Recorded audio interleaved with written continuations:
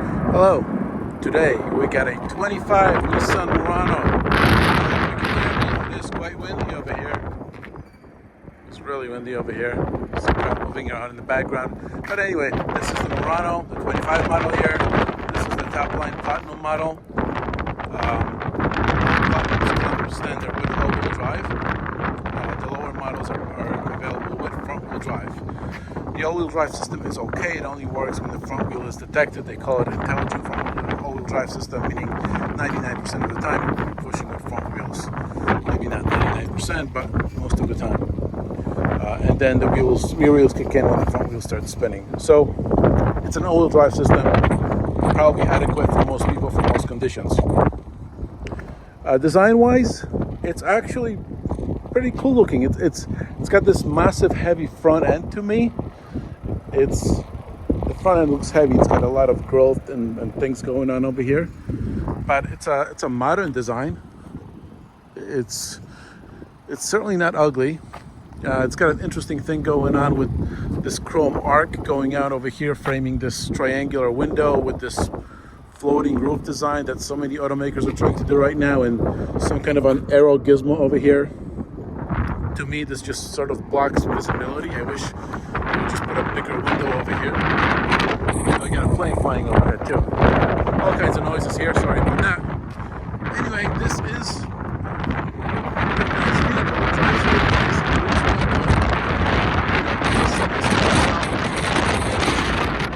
I feel like they're doing the best they can with what they have. So, this is not a huge seller of theirs, but it's certainly a very good one. It's a two-row SUV that sort of more addresses, maybe like empty nesters, because it's trying to be more premium than it really should be. My closest competitor in mind to it is the Toyota. I forgot the name. I'll put it in the text. But anyway, it looks great on the outside. Again, this is a top model. So let's start off with the end. Very convenient, this trunk opener. And a decent amount of space. There's space for optional cover, which is not here. You fold the seats by really pulling and releasing this. Under here is an optional, I believe this is $180 option, but it's a spare tire with a jack, temporary spare tire, the Bose subwoofer in the middle. I've seen a lot of those on the side of the road. People change their tires because you have to remove the subwoofer and unplug it to get the tire out, or maybe you don't need to unplug it. But I've seen a few of them on the side of the road. So this is definitely an option I would get. Accessory cargo cover.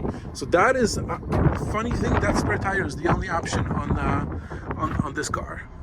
I haven't folded the seat down, but it folds pretty flat. So there's a good amount of space over here.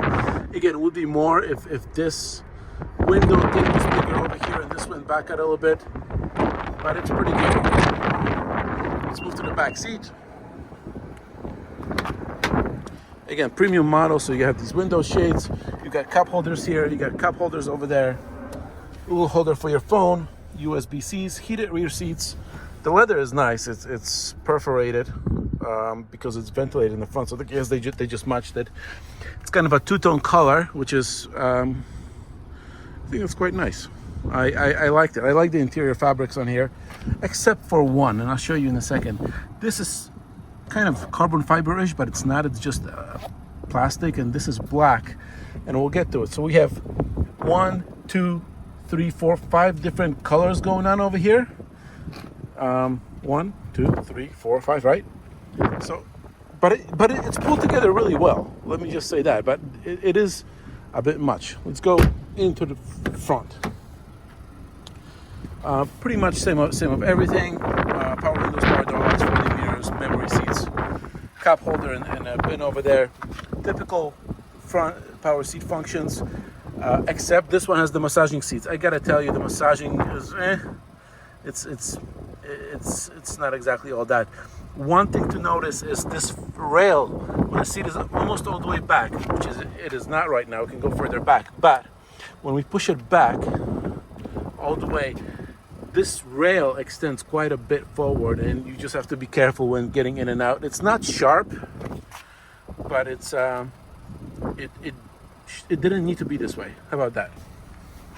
Going in over here, handbrake, auto hold button if you don't feel like resting your foot on the brake pedal in traffic, heated steering wheel trunk. I don't know, I forgot what this is. Sorry, lousy review. Guy doesn't know what he's talking about. Okay. Steering wheel is quite nice.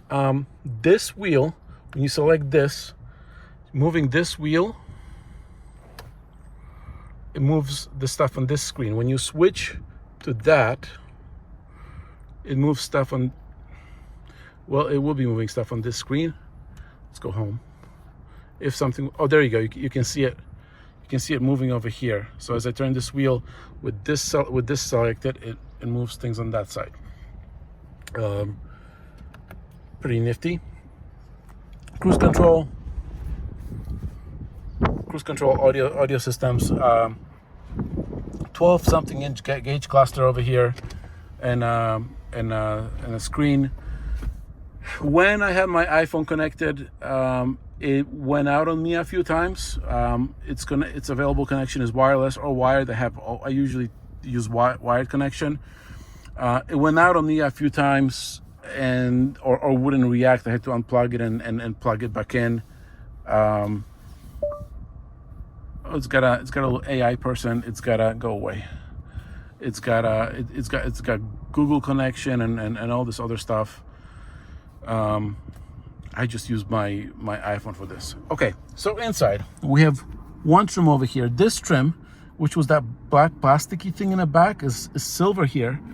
It matches this. We have more black over here. We have this two-tone dash, which is fine. Then we move over here. We have more silver. We have more black over here. And then we get to here, this middle part. This middle part is interesting. It's very plasticky fake wood, which doesn't appear anywhere else besides here. The cool part about it is these climate controls are pretty nicely integrated into it. They're big, so usually these soft keys are just thrown together, but these are nice and big. You can't really press the wrong one accidentally or whatnot. I do appreciate this. I like how this is set up, even if this wood-ish piece is kind of out of place. But again, we've got 1, 2, 3, 4, 5 different trim colors, and this is different from the back seat. But it somehow works together. It somehow works really nice together. You got a cup holder over here. You've got a little placement for thingies. Engine start stop. Transmission shifter is 4 simple buttons next to each other, and a drive mode. Drive mode consists of Sport, Eco, and Standard. The Sport mode basically just keeps the engine revs higher. I don't see any other difference. And I think the Eco just moves the shifts up faster. Moves the shifts up faster. You do have paddle shifters. It's a 9-speed automatic transmission. They got rid of the constantly variable transmission, which is a good thing. We'll talk about that in a second. 2 USB-Cs here. Big console. Sunroof, sunglass holder up here. Quite nice interior. So now, let's talk about the engine. This is Nissan's 2-liter, 4-cylinder variable compression engine, turbocharged variable compression engine. Let's see if I can open this with one hand. I can. Hey, look, struts. So there's no stick to open the hood. Variable compression for turbocharged engine. I think it's 241 horsepower and 270 pound-feet of torque. Ideally, the compression ratio is supposed to be high when you're off boost and drop down when you're on boost.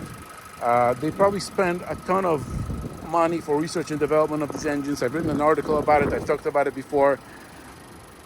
I don't see the awesomeness of it. I wish they would have probably spent the money, and I probably do too, on something else, such as a proper hybrid system. But they chose to do this instead. It doesn't really give you any more power or any more fuel economy. Maybe a little bit. I mean, they did put in production, so maybe it does something. But it's a novelty at best. Good looking car, but it does need more power. It weighs, I think, 4,400 pounds in this trim, so that is not enough power for this. The engine is quiet. The whole car is quiet. It's very comfortable. It drives really nice. I think it's perfect for someone who's, past midlife a little bit, kids out of the house, or maybe just, for every single type of people. It drives nice. It's comfortable, and yeah, that's what a car is supposed to do. Not exactly an enthusiast vehicle. These over here are daytime running lights. They're illuminated when the car is moving. I have the low beams on right now. And yeah, this is pretty much all you need to know about it. It starts at 40 grand. This is 50 grand fully loaded. Not perfect, but good and interesting. Bye.